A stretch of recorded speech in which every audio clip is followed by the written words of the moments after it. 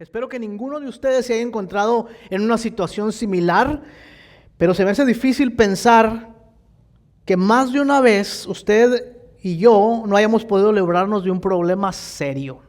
¿Alguien?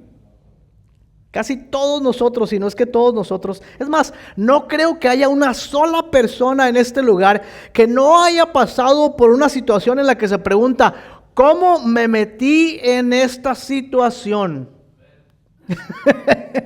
No estoy hablando del matrimonio, no es decir que me casé con este hombre. No. ¿Cómo terminé aquí? ¿Cómo estoy en una situación que está completamente fuera de mi control? Más difícil es cuando sabemos, o por lo menos pensamos que no hemos hecho nada que merezca que algo así nos pase. Pero es todavía más difícil cuando le hemos pedido a Dios constantemente que nos libre de la cárcel, del problema, de la enfermedad, del divorcio, de lo que ustedes quieran, de la deuda, de lo que sea. Y pareciera como que Dios no nos escuchó. Y pareciera que Dios no nos ha librado de la situación en la que nos encontramos. O a veces no ha ocurrido lo que nosotros esperábamos. Pensábamos que Dios nos iba a dar una respuesta y terminó dándonos una respuesta completamente distinta. O muchas veces pensamos que ni siquiera nos ha dado una respuesta. ¿Por qué a veces Dios no nos libra de las pruebas? ¿Alguna vez se han preguntado eso? ¿Por qué hay veces que Dios no nos libra de las situaciones difíciles? ¿Realmente no lo hace? ¿O será tal vez que nosotros tenemos que aprender a ver de una manera distinta lo que quiere decir que Dios nos ha librado de las pruebas? Y cómo Dios nos libra a nosotros de las situaciones en las que nos encontramos. Para esto les voy a invitar que regresemos al libro de Daniel, donde hemos estado ya por un par de semanas. Esta vez vamos a estar en el capítulo 6 del libro de Daniel. Déjenme les digo que esta es una historia muy conocida. La gran mayoría de ustedes, aún si no han estudiado la Biblia, van a conocer esta historia porque es la famosa historia de Daniel en el foso o en la cueva de los leones. ¿Cuántos la han escuchado? ¿Sí? Casi la mayoría de nosotros la hemos visto en una película o hemos escuchado por ahí y vamos a leer algunas porciones de eso, pero déjenme les doy un resumen de la historia. Básicamente Daniel viene sirviendo ya en este momento al tercer rey. Recuerden que sirvió 2 reyes en Babilonia que fueron Nabucodonosor y después a Balsasar. Y después fueron derrotados por el imperio persa y ahora los medo-persas son los reyes de toda la región. Y Darío, que es este nuevo rey, es el tercer rey a quien Daniel está sirviendo. Es decir, que Daniel ha pasado 3 administraciones, 2 republicanas y una demócrata, o 2 demócratas y una republicana, ¿verdad? Y ahora está sirviendo en una tercera administración, está sirviendo a este rey. Y miren, rápidamente leemos lo que pasa. Dice que le pareció bien a Darío, al nuevo rey, constituir sobre el reino 120 sátrapas o gobernadores, ¿verdad? Que gobernasen en todo el reino.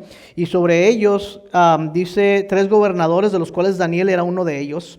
A quienes estos sátrapas les daban cuenta para que el reino fuese perjudicado.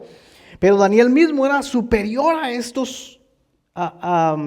¿dónde estamos? Pero Daniel mismo era superior a estos sátrapas y gobernadores porque lean bien esto conmigo, había que en él había un espíritu superior y el rey pensó en ponerlo sobre todo el reino. Y entonces los gobernadores y sátrapas buscaban ocasión para acusar a Daniel en lo relacionado al reino, mas no podían hallar ocasión o falta alguna porque él era fiel. Y ningún vicio ni falta fue hallado en él. Ahora pongan atención a este versículo, el 5. Entonces dijeron aquellos hombres: no hallaremos contra este Daniel ocasión alguna para acusarle si no la hallamos en él con relación a la ley de su Dios. Y entonces se idearon un plan para atrapar a Daniel en algo que tuviera que ver con la fidelidad de Dios. Le pidieron al rey, así por detrás de las espaldas de Daniel, que firmara un decreto en el que él decía que nadie debía orar a ninguna otra deidad, excepto la deidad que el rey, o más bien el rey mismo, y que cualquiera que lo hiciera iba a ser echado en el foso de los leones para que fuera destrozado. ¿Por qué hicieron esto? Porque ellos sabían que Daniel era un hombre fiel ante Dios, era un hombre de oración, y dijeron, la única manera en que podemos atraparlo es que cuando se firme el edicto del rey, lo vamos a agarrar cuando esté sirviendo él a su Dios. Y así pasó realmente. Entonces, para dar un recuento así rápido, vemos algo muy similar en las otras historias. ¿Se acuerdan al principio, en el capítulo 1, en el capítulo 3, luego más adelante, cuando Daniel está delante del rey y el rey considera que Daniel o sus compañeros son personas fieles, inteligentes, sabios, y los promueve en la administración, y después alguien se da cuenta de lo que está pasando y los atacan y pasan por una prueba y Dios los libra? Bueno, aquí vemos una vez más esto que está ocurriendo. Ahora vemos que estos hombres encuentran motivos para acusar a Daniel en la fidelidad a Dios, y va a enfrentar Daniel esta prueba y Dios va a estar con él en la prueba. Ahora, ¿qué vemos en esta historia o qué miras tú en esta historia que tiene paralelo con nuestras vidas? ¿Qué lecciones y verdades aprendemos acerca de nosotros mismos? Acerca de la vida en el mundo en que vivimos, acerca de Dios. ¿Qué podemos aprender de estas cosas? Bueno, hay muchas, pero yo les voy a dar algunos ejemplos de algunas cosas que podemos aprender, que son como verdades universales en la vida. Primero, y la primera cosa es que hay gente que no está contenta con el éxito de otras personas. Déjenme defino esto, porque algunos de los que se creen exitosos se acuerdan de sí, es cierto, y hay muchos haters que no me quieren porque yo he prosperado mucho. No estoy hablando de ese tipo de éxito, ¿eh? Estoy hablando, aunque eso no es malo tampoco, pero estoy hablando del tipo de éxito que menciona el versículo 3 acerca de Daniel. ¿Qué había en Daniel que era distinto a los demás?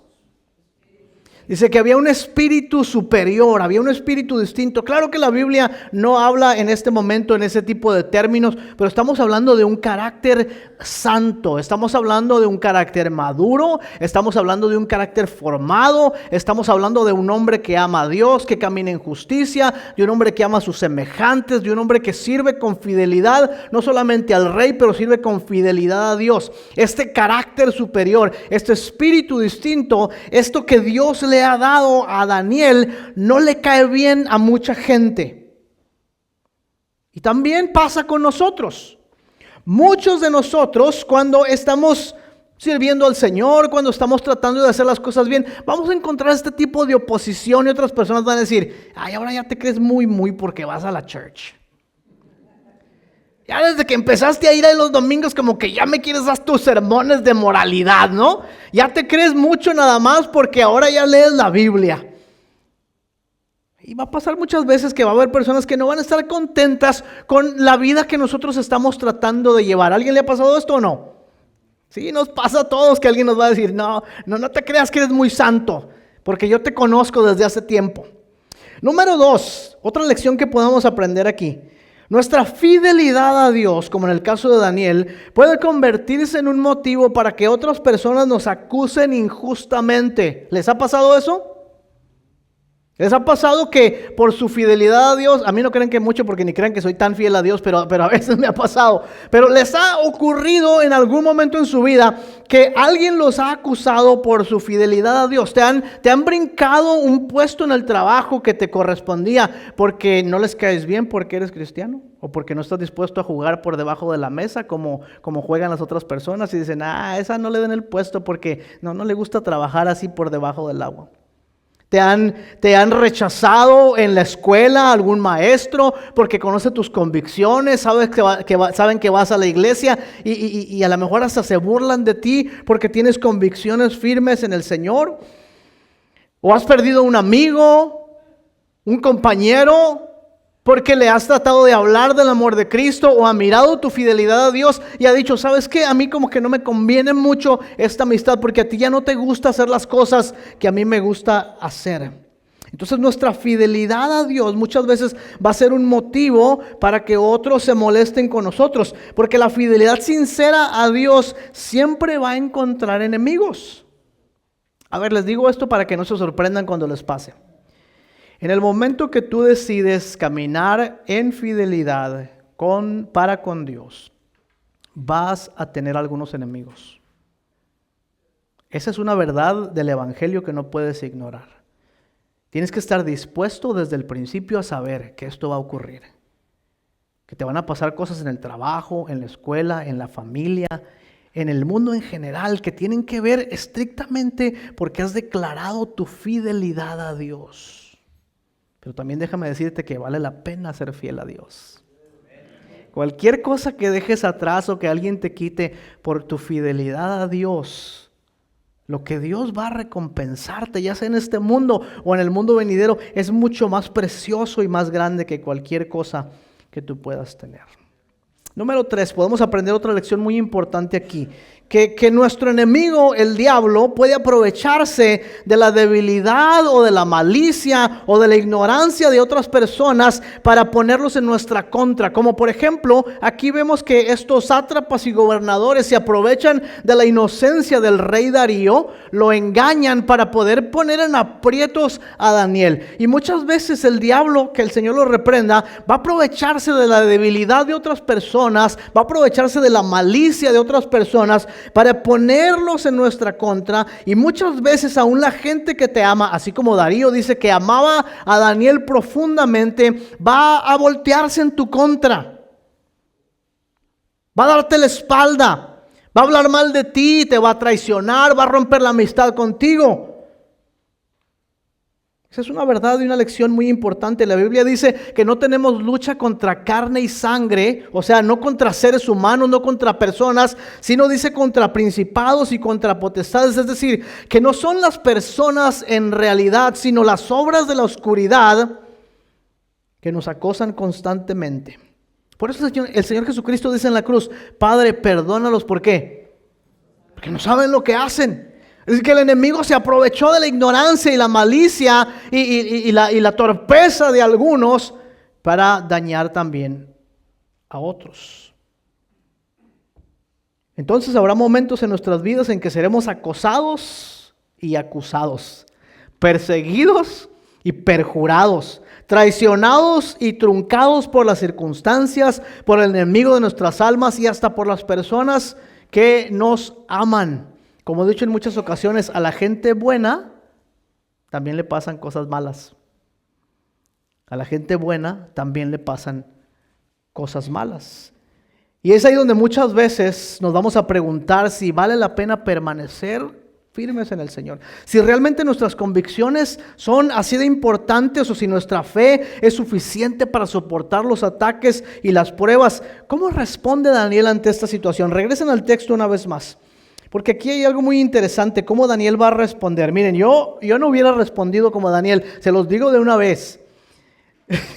En el momento que yo me hubiera enterado que el rey ha firmado un edicto para que cualquiera que se dirija a otra deidad, aparte de las que él ha dicho, y lo encuentren haciendo otra cosa, y a lo mejor yo digo: oye, Dios me dio sabiduría, voy a orar abajo de mi cama donde nadie me vea. Igual voy a orar, ¿no es cierto? Pero me voy a orar escondido. No. Y la reacción de Daniel es completamente diferente. Daniel obviamente es una persona excepcional, pero es un ser humano como tú y yo.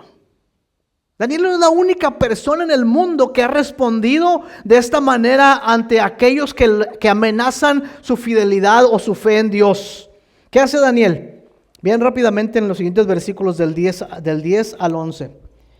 Dice: cuando Daniel supo que el edicto había sido firmado, o sea, en cuanto se enteró que el rey había firmado el edicto, entró en su casa. Fíjense qué específica es la escritura en todo lo que Daniel hace. Entró en su casa, abrió las ventanas de su cámara que daban hacia Jerusalén, se arrodillaba no una, no dos, sino 3 veces al día y oraba y daba gracias delante de su Dios, como solía hacerlo antes. Entró en su casa. No corrió a esconderse en algún lugar, no fue con el rey a decirle: mira, rey, te equivocaste, no debiste haber hecho eso. No, entró en su casa calmadamente. O sea, hay un dicho por allá en Latinoamérica que dice: el que nada debe. Daniel no se fue a esconder por ahí a algún lado. Daniel fue directamente a su casa. ¿Ustedes creen que sabía ya que le había entendido una trampa? Ya sabía, porque vio el edicto del rey. Entró en su casa, abrió las ventanas de su hogar. O sea que Daniel está en directa oposición con sus acciones de lo que ellos están haciendo en contra de él. Es como si Daniel dijera: ustedes me quieren atrapar a escondidos, déjenme les muestro quién realmente soy yo. Déjenme les muestro quién es realmente qué es lo que realmente Daniel hace cuando está en su casa. Y abrió las ventanas y dice: arrodillándose oraba 3 veces al día. ¿Qué indican todas estas acciones? ¿Qué indican las acciones de alguien que cuando está en medio de una prueba o una dificultad, cuando alguien es perseguido por su fe, cuando alguien tiene problemas en la familia, qué indican las acciones de esa persona? Lo que esa persona hace indica dónde está su corazón. Si lo primero que miro es mi libro de cheques, mi cuenta del banco, a ver cómo soluciono este problema, ya sabemos por dónde más o menos está nuestro corazón, ¿no es cierto? Si voy corriendo a escuchar los horóscopos esa mañana, a ver qué es lo que me va a decir mi horóscopo, a ver si me va a ir bien este día o no me va a ir bien. Si tengo problemas económicos y lo primero que hago es correr al 7-Eleven a comprar un boleto de lotería, a ver si me saco la lotería, ya sabemos dónde va nuestra vida, ¿no es cierto? Pero si me meto a mi casa y abro las ventanas y me pongo a orar al Señor, entonces ya sabemos dónde está nuestro corazón también. Y no estoy hablando de una persona que no le importa lo que le está pasando, ni estoy diciendo que uno se deja llevar por lo que sea, ¿no es cierto? Tenemos la bendición del pensamiento que Dios nos ha dado, el esfuerzo, el trabajo, el ser como guerreros para seguir adelante, pero la manera como reaccionamos a estas cosas demuestra nuestra fe en Dios. Daniel ha probado la fidelidad de Dios. En sus 80 años sirviendo a los reyes, él ha probado la fidelidad de Dios. Él sabe que Dios puede librar, pero no sabe cuándo. Él sabe que Dios puede cambiar las circunstancias, pero no sabe cómo. Él sabe que Dios va a intervenir, pero no sabe de qué manera. Y lo que hace que nuestra fe sea una fe vibrante, activa, es que no necesitamos realmente saber los resultados para confiar en Dios. Lo único que necesitamos saber es que Dios está con nosotros. Pero Daniel va a ser sorprendido en cómo Dios lo va a salvar. Porque nosotros tenemos la dicha de saber que Dios va a cerrar la boca de los leones para que no se lo traguen vivo, ¿verdad? Pero Daniel no sabe esto y Daniel va a ser sorprendido en la manera como Dios lo va a librar. Y aquí es donde quiero que cada uno de nosotros despertemos un poco en nuestro corazón la expectativa del Dios en quien nosotros servimos. Porque muchas veces cuando hablamos de cómo Dios nos va a librar de las pruebas o de las dificultades o cómo Dios nos va a guiar en una cosa o en otra, tenemos una idea muy clara de lo que queremos que Dios haga, como si nosotros somos los que le podemos decir a Dios de qué manera va a solucionar estas cosas. Pero nuestro Dios nunca está en una caja donde nos puede complacer a nosotros. He thinks outside of the box todo el tiempo.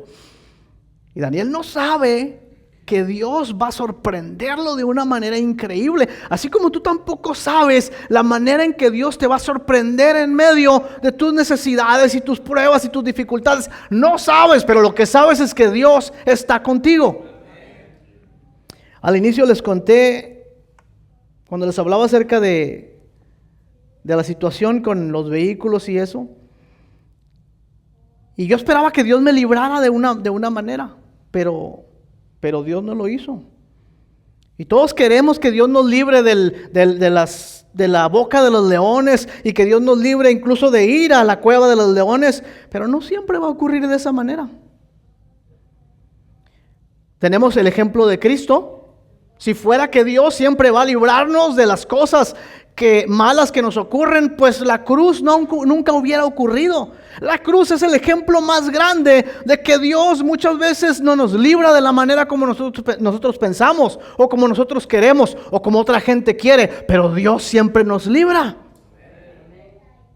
La cruz es el ejemplo más vivo de esto, ¿no es cierto? Tenemos el ejemplo de nuestro Señor Jesucristo, tenemos el testimonio de los mártires de la iglesia, tenemos la historia de algunos de ustedes, es más, de muchos de ustedes que pueden decir, así fue como me libró el Señor a mí. Así fue como Dios me dio una segunda oportunidad. Mientras preparaba esto me acordé de la historia de la joven Perpetua. ¿Alguno de ustedes ha escuchado la historia de Perpetua?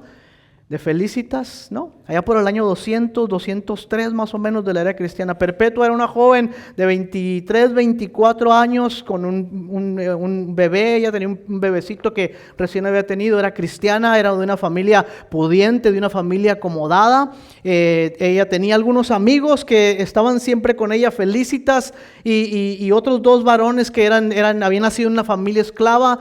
Y ellos enseñaban a los nuevos creyentes, les enseñaban acerca de la fe y les enseñaban el catecismo para ser bautizados. Y un día fueron apresados, fueron descubiertos y fueron llevados a la cárcel.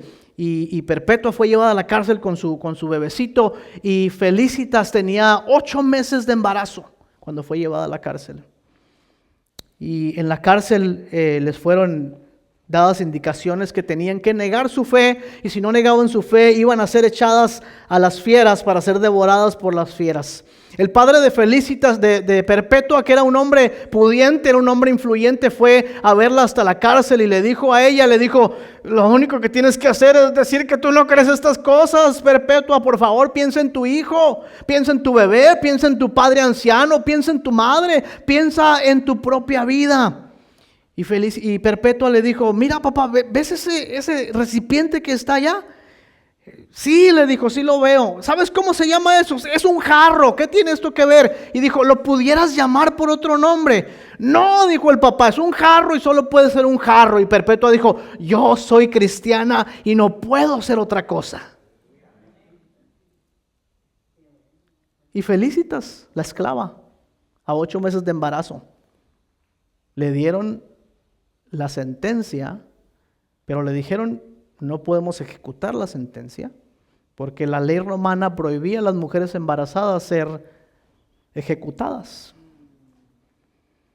Y yo hubiera dicho, ay, gracias a Dios que estoy embarazada, porque ya me libré, ¿no? Y Felicitas juntó a los otros hermanos y les dijo, oren para que Dios me permita tener mi bebé para poder entregar mi vida a Cristo. Y a los 3 días antes de la ejecución, ellos se juntaron a orar y esa noche Felicitas tuvo su bebé y a la vez al siguiente día recibió la condena de ser entregada a las fieras. ¿Y saben lo que pasó cuando estas 2 mujeres y los otros 2 hombres fueron entregados a las fieras? Eran un oso, un jabalí y un leopardo los que salieron en la arena. Tal vez ellas se acordaron del testimonio de Daniel y dijeron, tal vez Dios va a cerrar la boca de los animales. Pero no fue así. Fueron destrozadas por las bestias. Estas 2 jóvenes madres y sus amigos. Dios no siempre nos libra de la manera como nosotros pensamos que nos va a librar, ¿no es cierto? ¿Tenía Perpetua y Felicitas menos fe que Daniel? ¿Oraron menos fuerte y menos apasionadamente que él? O tal vez el emperador era más poderoso que Darío, por eso Dios no pudo hacer nada al respecto. O quizá Dios no pudo librarles de las fieras. ¿O será que cuando pensamos en que Dios va a librarnos, pensamos de una manera muy limitada, como si Dios solamente se limitara a librarnos de una sola forma? Y yo entiendo que ninguno de nosotros piensa en los grandes planes que Dios tiene para mi vida cuando estamos con el hocico de león frente a nosotros, ¿verdad? Nadie va a estar en el foso de los leones diciendo, ay, yo sé que Dios tiene un plan grande para mi vida y yo sé que Dios va a sacar algo bueno. Entonces, no, la mayoría de nosotros no queremos pensar en esas cosas. La mayoría de nosotros no vamos a decir, pues Dios tiene algo para hacer conmigo aquí. No creo que Daniel vio a los leones y dijo, pero Dios tiene un plan grande para mí. No creo que pasó eso. Yo entiendo eso.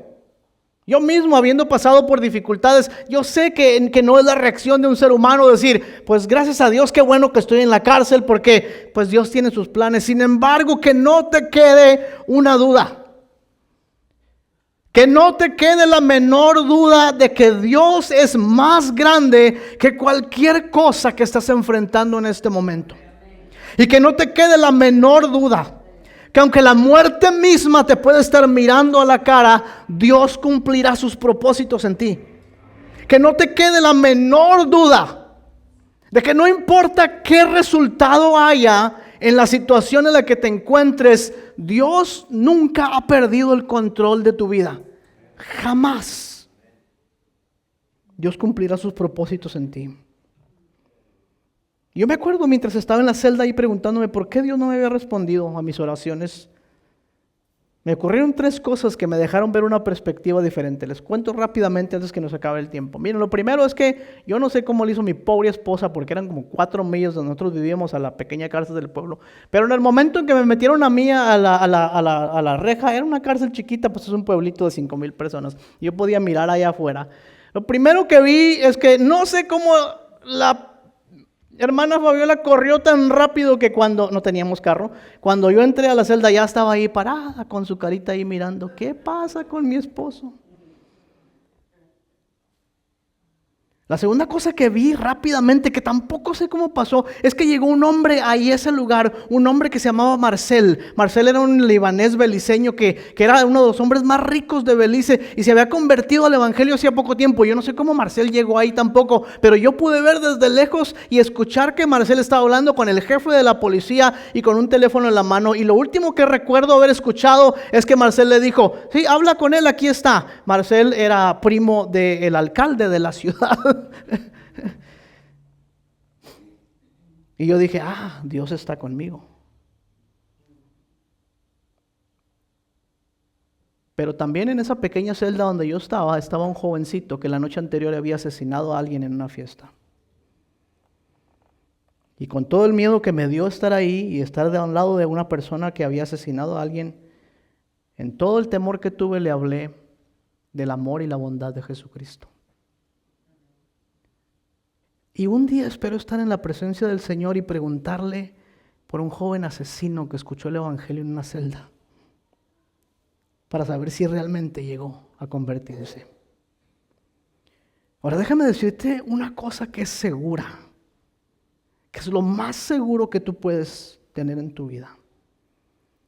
¿Quieres saber realmente de qué te ha librado Dios? ¿Quieres realmente saber aquello en lo que puedes estar completamente seguro en que Dios le ha cerrado la boca a los leones? Dios nos libra de aquello que realmente tiene consecuencias eternas en nuestra vida. Nos ha librado de la condenación del pecado y de la muerte. Mira, te digo una cosa, no importa de cuántas te libres en este mundo en el que estás viviendo, no importa cuántos tickets te perdona el juez, no importa cuántos problemas puedes resolver, si no resuelves el problema del pecado y la condenación de la muerte en tu vida, no has resuelto absolutamente nada en tu vida. Si no resuelves el problema de la condenación eterna y de pasar la eternidad separado de Dios, no has resuelto nada en tu vida. Habrás resuelto tu jubilación, habrás resuelto el pago de tu casa, habrás resuelto tus negocios, habrás resuelto tus problemas familiares, pero si no has resuelto tu vida eterna, no has resuelto absolutamente nada en tu vida. Y esta es la verdad del evangelio, de lo que realmente Dios nos ha librado. Es de las fauces del diablo, de aquel que anda como león rugiente buscando a quien devorar. Nos ha librado de la condenación del pecado y de la muerte. Ha entregado a su Hijo Jesucristo para que estés seguro de una cosa: Dios puede librar. ¿Y cuál es la razón? Y con esto termino. ¿Cuál es la razón por la cual Dios nos ha librado y nos librará aún?